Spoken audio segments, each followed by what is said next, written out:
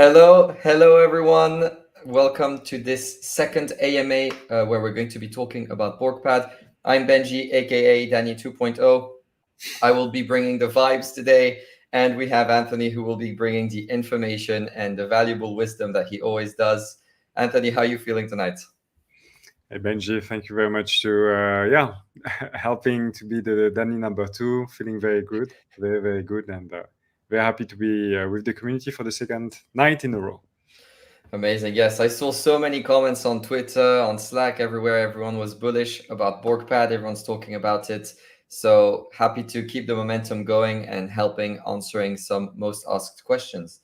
Now we're going to try and keep it short and dynamic. So we're going to go right in. I see that we have a lot of people that are already in the room. And yes, maybe actually before we jump right in, do you want to synthesize what was talked about in the first session in like 3-minute elevator pitch? Yeah, that's not my forte. That's not where I excel the most. But basically, in the previous session, we were discussing multiple things, but mainly how BorgPad, what is BorgPad, and how does it integrate itself within the Swissborg ecosystem. I mean, the key takeaways, if you want, is first, BorgPad is an independent initiative, so it's very important to keep that in mind. I think it's part as well of how we envision Swissborg to grow in the future, is to have more and more little brother, little sister that help to build on the ecosystem. The difference between what we've done, for example, with Xborg and BorgPad is BorgPad do not intend to have a token, but clearly use the Borg token at the center of its ecosystem. So we funded with our own personal money, the partners, the BorgPad initiative, as a pilot as well, again, because we never try to create a project that only use the Borg token, do not try to issue a new token in order to finance itself.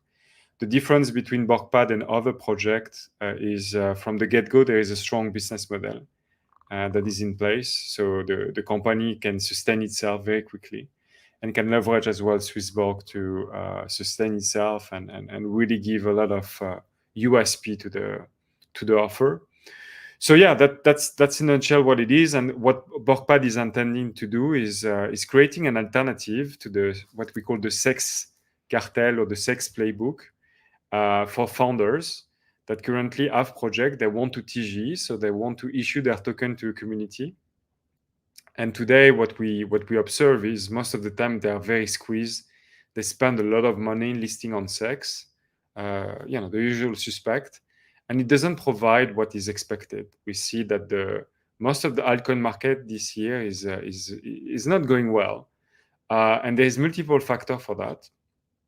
But I'm not sure we want to get into the detail today because we already cover all this detail all this topic in a lot of details. But in a nutshell, BorgPad is here to help founders that have the courage to say no to the sex cartel and want to adhere somehow to what we call the better than sex philosophy. The result of that is BorgPad being able as well to help the Swissborg app to list tokens that are unique. That will be the first to be listed on any crypto app, and as a result, give not only the user of the app a chance to invest early into projects that respect the philosophy of putting the community first. And the second part as well is to value the Borg token across the Solana DeFi ecosystem to start with, even though we work as well on some R&D on the EVM stack. But basically to help the Borg token to be more recognized on chain, because what we see today is the recognition of the Borg token on chain is very small, right? And significant. Yeah. Compared to what it should be. Hello. We see a lot of usual suspects, some new faces as well. As this is an AMA and we are currently live, you can also feel free to ask your questions. Maybe it's on the other side. I don't know which side I'm on. And we will be picking some of them up, maybe not all of them, but for sure, some of the questions that we're going to cover right now have been asked in the previous video. So we're really taking this straight from you guys, and some answers will be fun, some a little bit less. So get ready. You ready, Anto? Ready? Shoot me. Get into it. What products fall under the umbrella of the shareholders of Swissborg? Is BorgPad considered part of Swissborg or is it a separate initiative? Yeah. So it is a separate initiative. All the team has been clearly spin out of Swissborg, so it doesn't belong to Swissborg, as to say. But again, BorgPad do not intend to issue any token, do not intend to sell any equity. So it's purely a business that want to sustain itself, so earn money, of course, for the team, and help the Borg to be more recognized on chain. So the ripple effect for the Swiss Borg shareholders is first the Borg token, right? That it's only positive for the ecosystem in this entirety that you're a token holder or shareholder. There is a lot of positive effect of having a Borg token that is more healthy and more distributed. And the other part as well is there is synergies on how BorgPad operate with the app. So we do alpha deals, we do listings. So this is indirect revenue generation that will happen directly in the Swissborg app. So we negotiate more deals, we structure different type of business. So there is a lot that directly benefited from directly Swissborg and directly shareholders as a result. But it's very important to precise it's an independent initiative. I think it's very, very vital not to get into a decision-making system that is too slow. We need to innovate faster. We need to go stronger. We need to experiment things. And for sure, Swissborg it's a different beast now, right? As there is more rules, more people as well. You know, we spend a lot of time with Jeremy dealing with regulators, explaining what we are doing. So it's very important that we find the right connectors. And I guess when you look at any ecosystem such as Ethereum, right, there is great applications such as Uniswap, Aave. They're full independence. They work together when Aave or Uniswap works full speed, full steam, then it's more gas fees for Ethereum. So all these bricks work together. And that I strongly believe personally that Swissborg should never be this company that have, I don't know, 2,000, 5,000 employee, but rather trying to go very hard into crafting founders that are the embodiment of who we are and help the ecosystem to thrive as a result. And BorgPad is one of the initiatives. And because again, there is this business model that is directly connected to what we are doing, there is a direct connection with the Borg, and we don't need to issue new tokens. So it's only a positive, yeah. Amazing. Love these last sentences. If we're able to build enough entities and that are experts in their own fields with people that represent our core values, we're growing Swissborg without growing Swissborg. It's a fun sentence to say. Question number 2. How does BorgPad aim to improve the crypto space? Now, we can also, if you want, answer how does BorgPad aim to improve their side and how does Swissborg aim to improve the crypto space as a whole to keep it varied. Yeah, absolutely. I think again is if I look at the timeline today, I think the main message is to say the utility coin are doomed, and they're never going to work. And the only thing that you guys should invest in are meme token. And I think we have a lot to learn on the meme token. There is so much that they have shown to the space. They are, to me, they were the last remaining choice for people that were really sick of seeing all this IFDV, the strong pressure of the sex cartel and the abuse that we have seen in the altcoin market for a long time now. But they're not necessarily the entire solution. They're part of the solution, but they're more a sign of a revolt, of a message that I think the space is trying to send to people, that we need to reconsider, we need to review the way altcoin market are distributed today. So it's not really a matter of is it a utility coin or is it a meme coin? I think it's irrelevant when we look at this spectrum. It's all about the distribution. What essentially the guys, and if you look at I think the guru of memecoin today is called Murad, and his presentation is really compelling. He has a ton. If you guys never watched it, you go on YouTube, Murad token 2049 memcoin, and it's very, very compelling presentation. But I think again is sometimes the a reality and the reality, or a truth and the truth can feel similar, but they can be easily manipulated. And I think essentially what he's saying is the distribution of utility coin, or what he called the tech coin, is broken. It doesn't mean that the token are broken. The distribution is broken. And he used this as saying memcoin, because of the distribution of memcoin, is better, which is true in a sense, even though there is manipulation as well. Memcoin are the solution, but it's irrelevant. It's all about redesigning a distribution scheme that is more healthy for the ecosystem, and that's what BorgPad is looking after. We look at the distribution scheme that usually goes from founders, VCs, centralized exchange, KOL, centralized exchange, market makers. So it's a huge chain of intermediaries that capture all the value, which result into an altcoin market that are not interesting, neither for the long-term value, the value investors, so the people that look at long-term, or even the people that want to speculate, because the asymmetry of the risk is not good enough. And all the value of the distribution, which is usually what the speculator are interested by, have been already captured in closed curtain by insiders. So he's absolutely right with attacking this, because that needs to be changed. And this is exactly what BorgPad is intending to do. He's intending to help founders realize that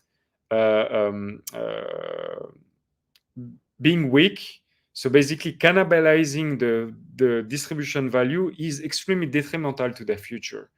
Of course, it takes a lot of courage, because the promise of the space is, you're young founders, you have no product, don't worry, we'll do this sex cartel scheme, and you'll have a token that already worth $1 billion. So you as a founder, virtually, you're already a multi-millionaire, right? Now with BorgPad, we come with different message. We say it's wrong to do it this way, because you have no community, you have no token. That's essentially the message of coin. So you have to start with evaluation and terms that will help you to create this very strong community. So instead of being in the range of multiple billions, you're going to be in the range of multiple dozen of these tens of millions, which is already good, right? But you will have to grind your way up, and potentially one day being listed on Binance or one of the SECs is not the issue. The issue is to make sure that the number of insiders at the very beginning is as little as possible, and you get the chance for community members to participate from the very early days. I think the message is, to be honest, I do a lot of meetings. People are a little bit shaken because we've been so brainwashed that it is a fresh speech. But first of all, the data are in our favor. Anyone that spent time on Twitter right now just realized how much even the VC that have been attacking the sex model, because I think they're tired of giving money to project, and more projects spending all this money on listing on exchange, and to end up with nothing, neither a community, neither a product, nor a product. So the message is fresh, it's new.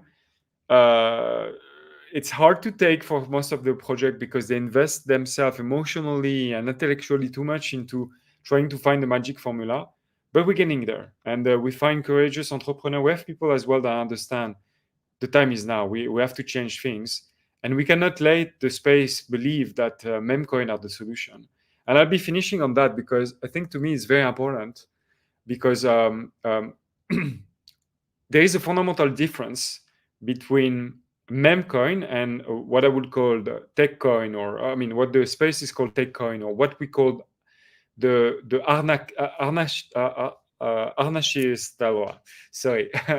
anarchist community. So the people that think ahead.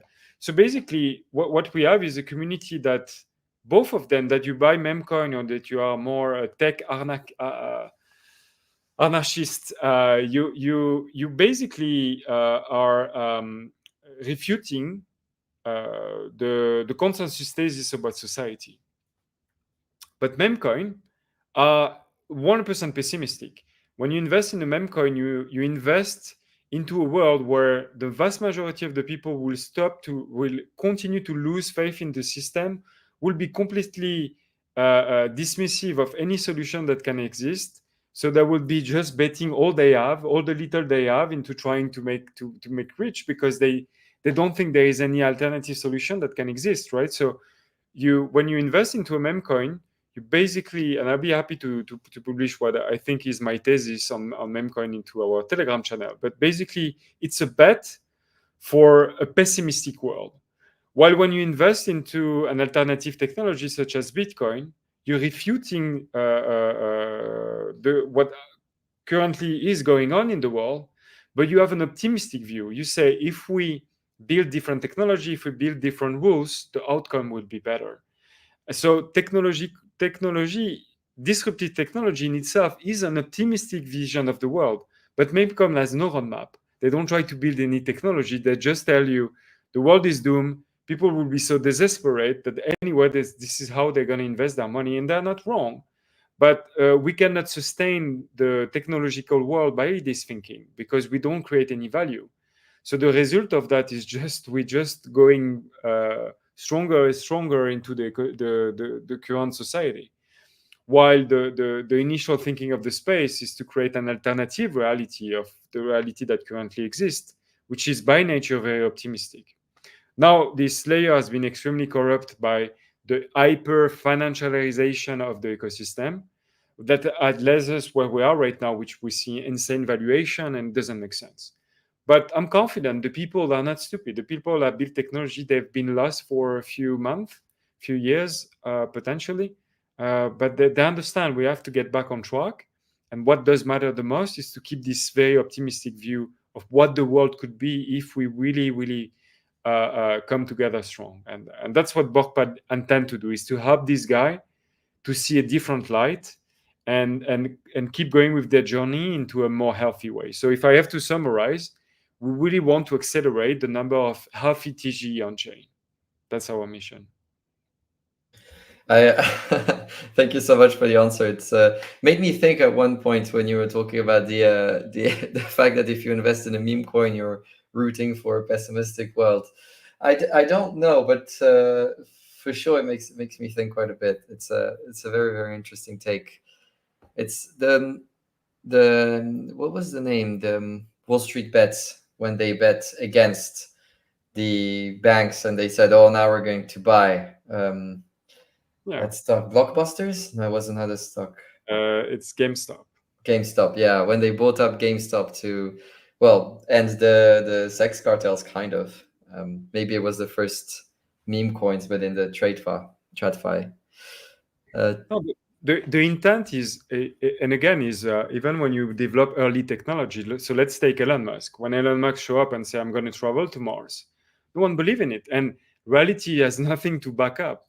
Is this idea? But if you work, he has still an exit scenario where he's gonna actually travel there, right? So he's gonna work so hard to make it happen. The problem with Memcoin is the idea is strong, the community, the vibe that you get is strong, but it's just entertainment, because since you don't develop anything, it's not like Elon take all your money and say, yeah, let's go to Mars and just fabricate T-shirt and do meme. He's actually putting a lot of effort into making this reality happen. So he's helping you to accept the gap that exists between the claim and what can happen in the future. The problem of Memcoin is by design, they don't create any technology.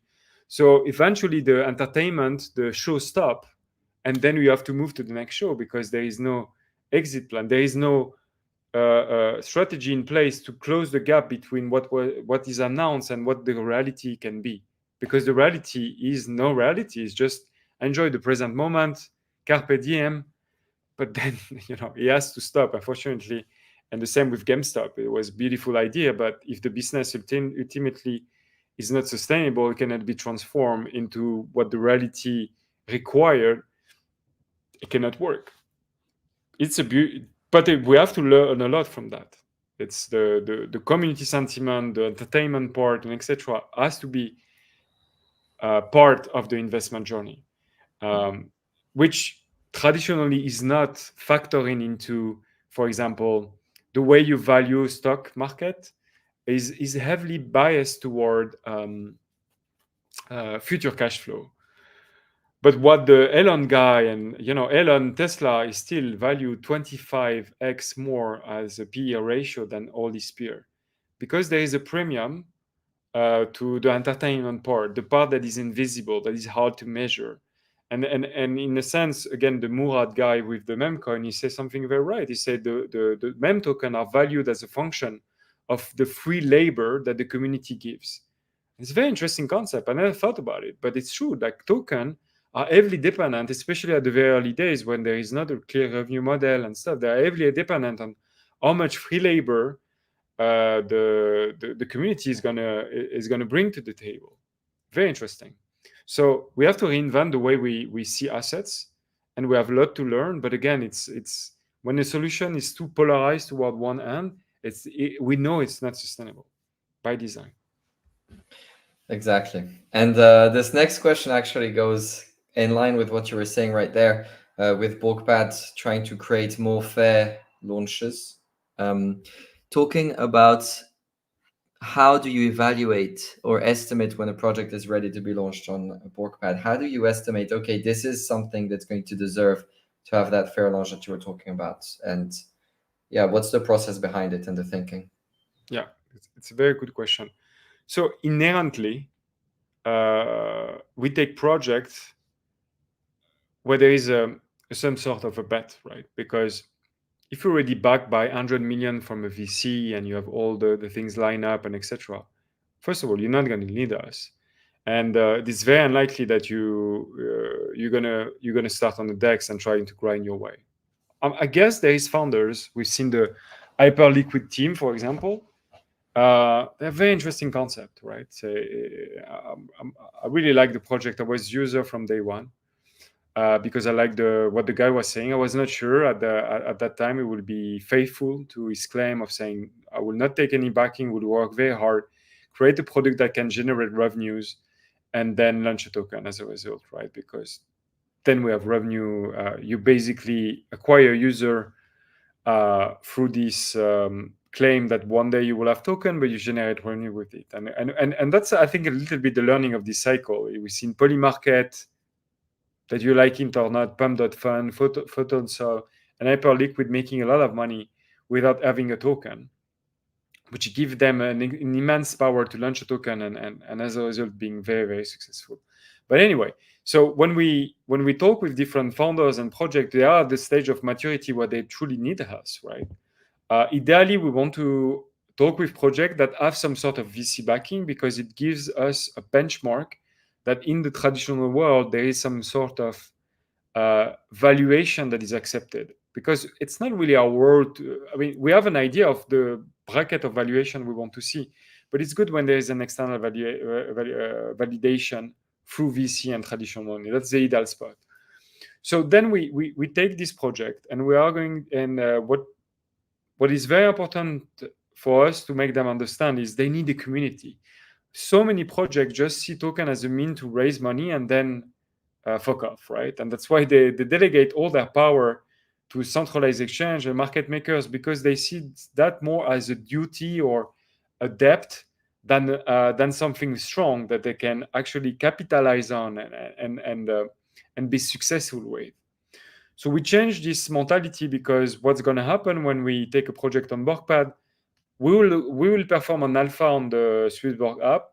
We are going to cap the maximum amount of money that one can invest, because it's going to be more risky than the rest of the project. The difference is when we'll do a BorgPad alpha deal within the app, the token unlock are going to be extremely short. Ideally, they should be unlocked at TG directly, so that the people that invest, the risk that they take is that the TG will be unsuccessful. Then this money that we capture for the alpha BorgPad, we're going to keep it and we're going to use it to organize the LBP, which is the BorgPad LBP, which is the event where we collect the Borg token and we create liquidity on chain that the token become tradable. So that's the TG event, which is very, very important event.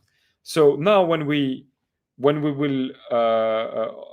organize a deal through BorgPad with Alpha in the app, there is multiple benefits to what the user will receive. They will receive, first of all, very short lock condition, ideally liberated at TG, and they will receive as well the guarantee that we put all the effort to make their TG successful. So what does it mean to make a TG successful? It means to create demand, right? And hopefully that the token pump as a result because there is demand.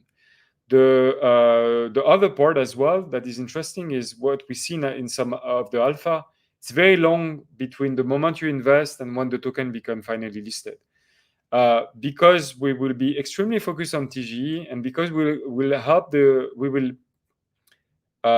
project to understand this is in their benefit, not to look for the highest valuation possible on the primary market, but rather to get out there on the secondary market at TG with a valuation that actually help to create a community because it's an attractive valuation.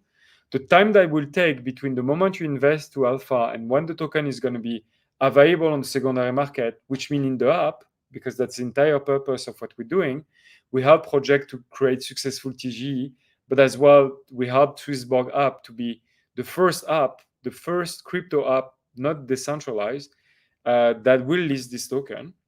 So we will try to close everything in a matter of 3-4 months, ideally, right? Of course, there could be always edge cases.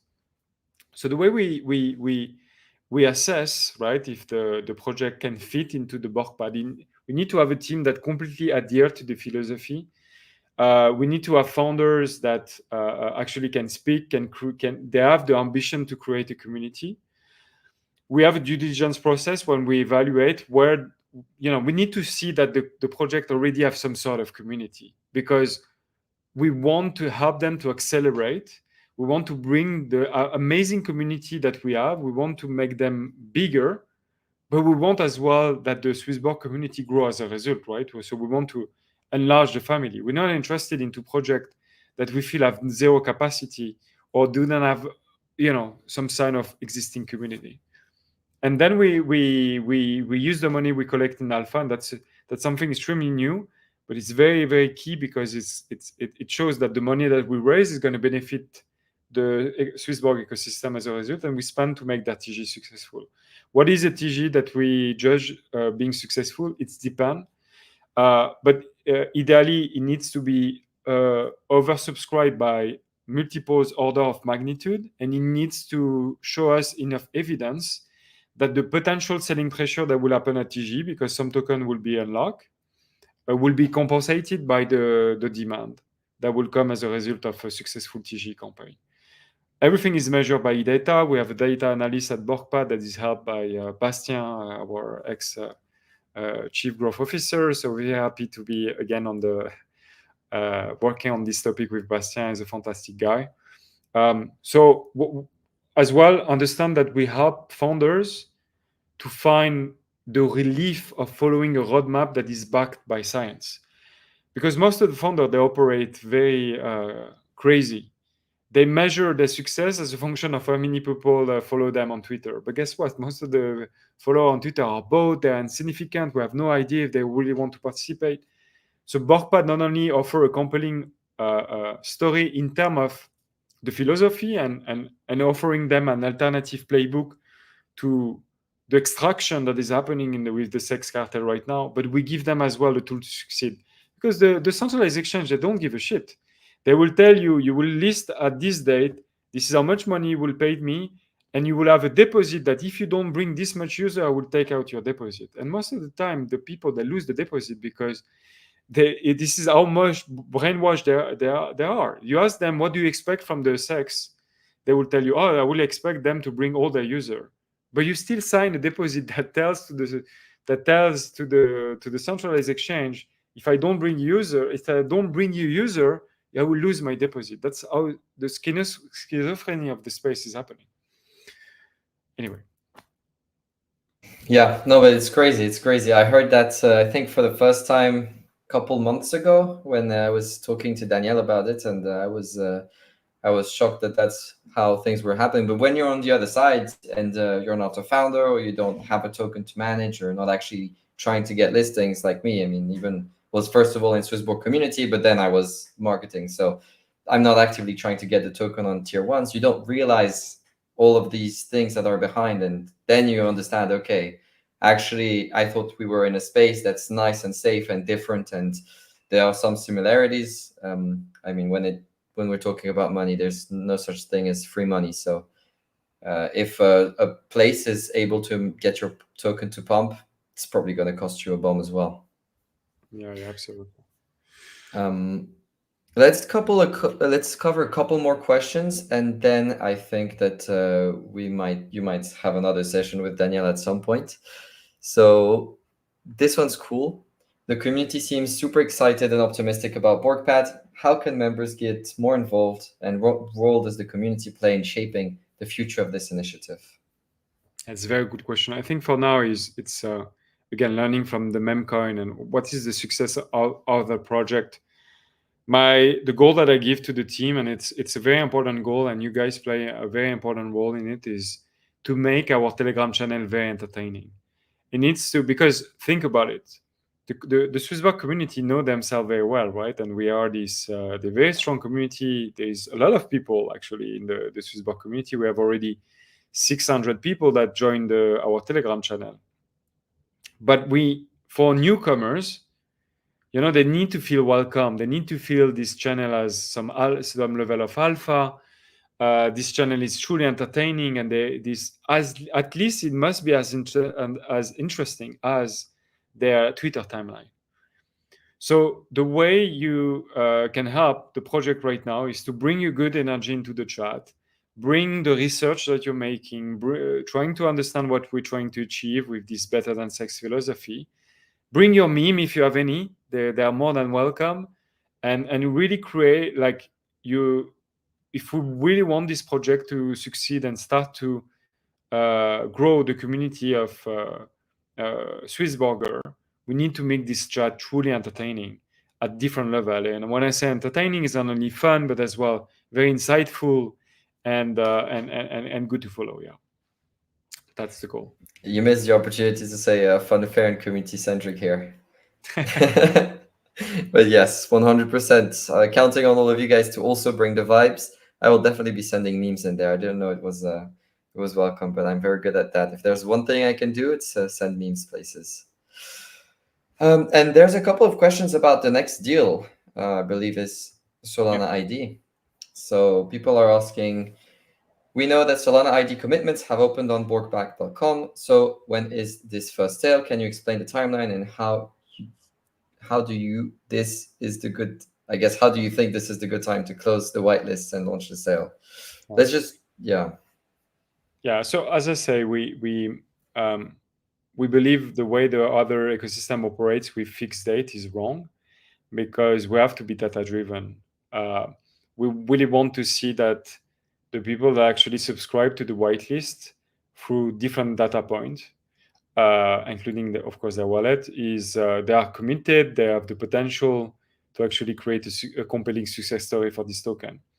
So of course we cannot take 6 months to make that happen, but we have to measure, like we work with the team to see.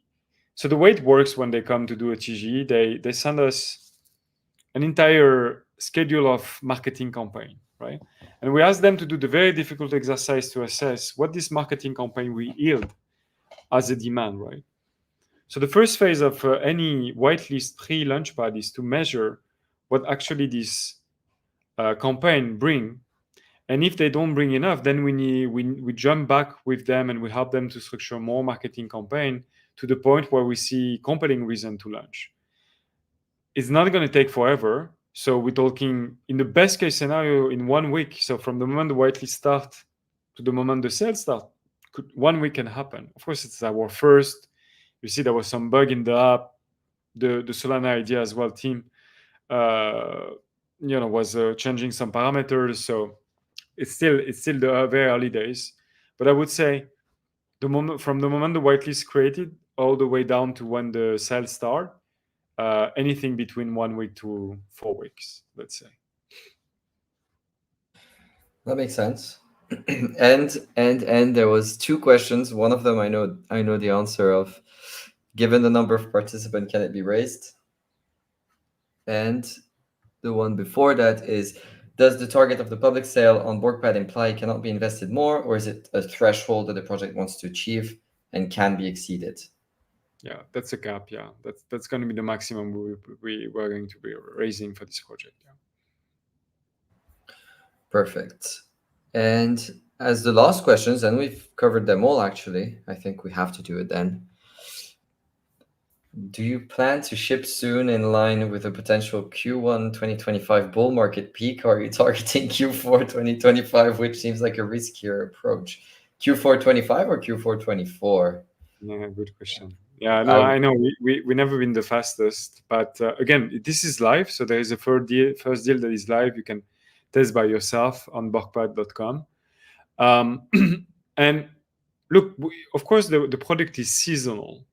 That is undeniable, but it doesn't mean, like, I think again we need to get rid with this idea that projects should only launch into a bull market. Actually, you see the projects that are doing extremely well, right? Most notably on base, right? Like Aerodrome, people that launch into the bear market. And again, everyone waits in a fucking line for the bull market to happen, and then everyone launch. They didn't create enough product, enough community. They pay immense amount of money because they think the sex are going to do the work for them, and it's just one token among many. How many tokens were launched this year? Millions, right? So I think, if we do our job good, and again, time will tell. For now, we are in a position of strength. We'll see when the bear market shows. But even very, very strong projects such as Cross the Age, right, where it's a fantastic project. They're creating amazing AP. It's one of the best games there is in Web3, most probably. And they've been crushed. Why? Because they wait all this time to launch during a bear market, during a bull market, doing the sex playbook. They were completely wrong with their approach of how to launch a token. So I would say it's irrelevant, right? Is what you need to do is, yes, maybe you will make less money into a bear market, but if your product is ready, if the community is hot, and there is much less competition, launch, right? So I'm convinced. And what does it mean for the communities as well? The valuation standard would change, right? So look, I'm convinced we will be able to launch as well on the bear market, and we are going to be doing amazing deal. And I'm convinced that actually the best deal will most probably be done during that period. The good thing is, again, is because with BorgPad we have this message that help people like founders to understand community are not competing with VC. VC, when they invest 200K, 500K into your project, it's normal that they have very long-term locking period. When someone invests $50, $100, it's between investing and receiving an airdrop, right? You're creating community member. It has nothing to do with, it's part investor, part community member. So you have to unlock them very fast, right? There is no reason for you to hold them for so long. That would be wrong, because if you do a good job, they're gonna hold anyway. Because when you make 10% or 20% profit on $100, it's not, especially because we're based in Europe, it's not a lot of money.